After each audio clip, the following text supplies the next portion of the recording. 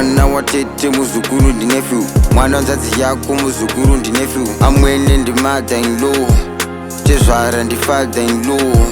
mukoma ndi brother, anzadzi ndi sister, mukoma ndi brother, anzadzi ndi sister, ambuya ndi grandmother, sekuru ndi grandfather, anti ndi tete, sekuru ndi uncle, amai ndi mother, baba ndi father, anti ndi tete, sekuru ndi uncle, amai ndi mother, baba ndi father. Mwana watete muzukuru ndi nephew, mwana wanzadzi yako muzukuru ndi nephew, amwene ndi mother in law,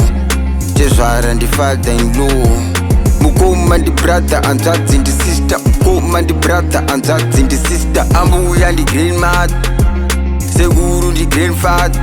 mwana wabva mukuru vako ndi cousin, mwana wabva munini futi ndi cousin, ambuya ndi grandmother, sekuru ndi grandfather, anti ndi tete,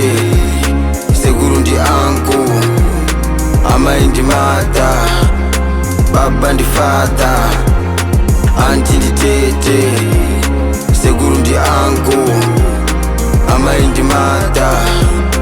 baba ndi father, anti ndi tete, sekuru ndi uncle,